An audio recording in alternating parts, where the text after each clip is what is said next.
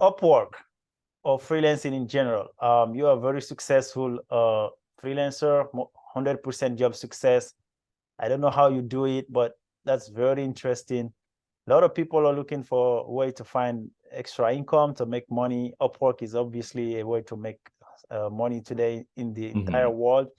I really believe in the freelancing model personally, like Fiverr, Upwork, because I think it's like an equalizer. Someone can be, whenever around the world, someone can be in Asia, in Africa, and then if he's good, he can get jobs there.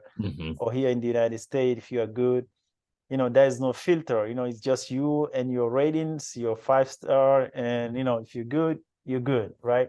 Yep. So I think that's it's going to become more and more for the future. But how can someone make money on Upwork? Great question. Yeah, it is a competitive market now. Couple quick notes. So they do a weighted average when it comes to job success, and I think there is like a timeline involved with it. So it's not that I've never had a client that wasn't fully satisfied, but over time, any like negative reviews are far enough away that it doesn't reflect in the profile. So how often they do that? Every year, every six months, or? I don't know. It changes. It used to be, I used to know what their time frame was.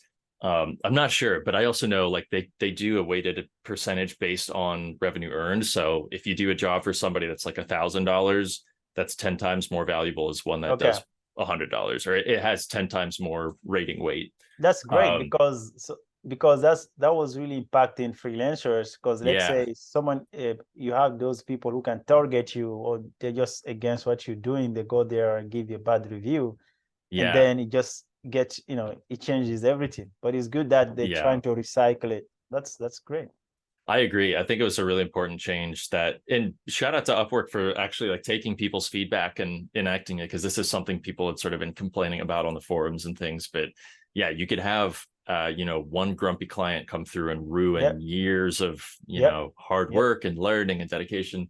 And I've had clients that are unhappy and I did exactly what they asked, and they're like, yeah, you did what I asked, but I still don't like it. Like, I don't like what I asked for. I'm like, all right. So sometimes you just truly have people that it's a bad fit for you, and that was a good move on Upwork's part to sort of delineate. But Upwork in general, there's a lot of tactics, a lot of strategy. I honestly got very fortunate in that I started on Upwork in like 2017, so I've been on the platform for a while. And it was way less competitive on the talent end back then. Now there's a lot more people that have learned about it. COVID was a huge catalyst for that. But it's still doable. There's still ways that you can make money and ways that you can stand out. Honestly, one of the biggest things that you can do to help your profile, if you're building an Upwork profile or interested in it, is just shoot a video of yourself introducing yourself and show some work. It doesn't have to be like professionally edited, although, if you want to pay the however many bucks to get it done, it's probably worth it. But they let you put a video on your profile homepage. So when people are like browsing through freelancers, they can, again, it goes back to this conversation about like, this is how you translate your personality, and you have a face-to-face with somebody that you never meet. They can see you. And so a big problem that a lot of clients run into is the people that they hire don't always speak English natively. So they have a lot of communication struggles. The people that they hire sometimes, or that they're looking at, are from like old dead accounts, or for whatever reason, it's like a sub farm where somebody's paying somebody to pay somebody to do the work.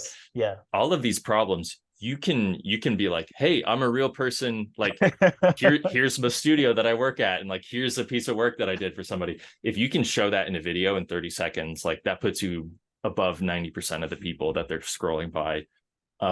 Get a really well done headshot.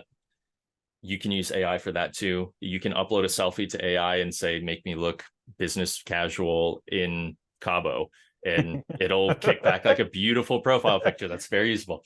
Do that. It really matters, because the visual, it's much like YouTube, where all you get is your title and your thumbnail, right? And in Upwork, you get your work title and you get your photo. So that has to be enough to like at least spark interest in somebody's brain.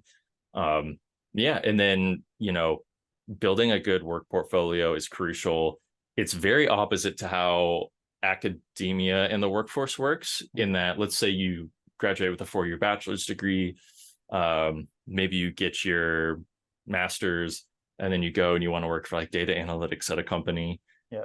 That's awesome. And you're mostly going to be hired for like the bullet points on your resume, with like a little bit of the personal, life stuff thrown in as well. But like, it's opposite on Upwork, where they're basically hiring you for who you are as a person, and they just want to see how good your work is. Yep. Because, you don't have to see them at the office every day. So they, if you're a video editor, show them some videos, and specifically show them videos of what they're looking for. It's like, oh, you want a wedding edit done? Here's a wedding edit that I did.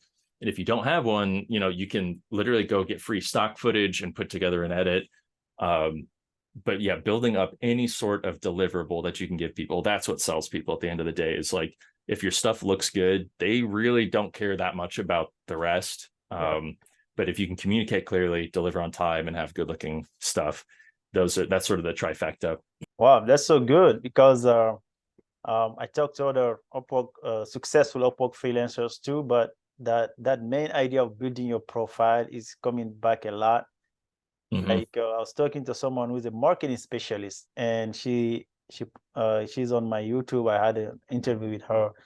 She's like, the first time she started on Upwork, she was not getting any job. And then she went out there, she looked at her profile, she said, hey, I'm a marketing person. If I cannot sell myself, I cannot sell myself.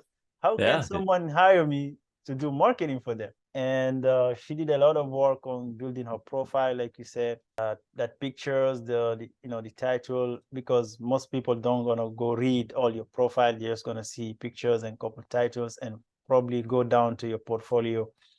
Mm-hmm. And I think that's really important. And maybe even for the Upwork algorithm, maybe it's gonna help you.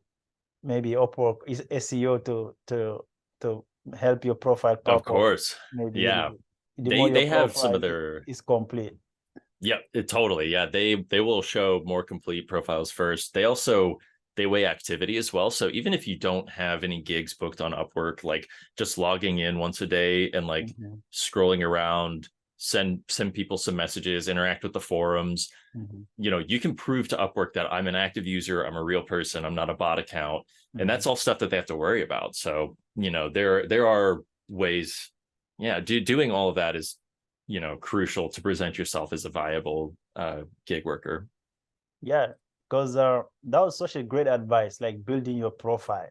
A lot of people just say, hey, I want to make money. Okay, but it's a process, right? Yeah. It's like you trying to find a new job. You don't just go there, hey, can you hire me? They're going to ask you, send me your resume, right? Totally.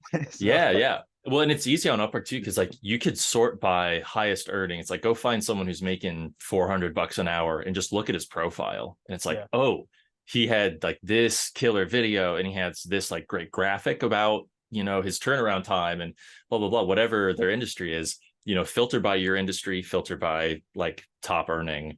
And that just literally gives you the template. You can go, and then it's up to you to really, act out that portion of it and create your profile and make it good. But yeah, like you're saying, I mean, the profile is just hands down.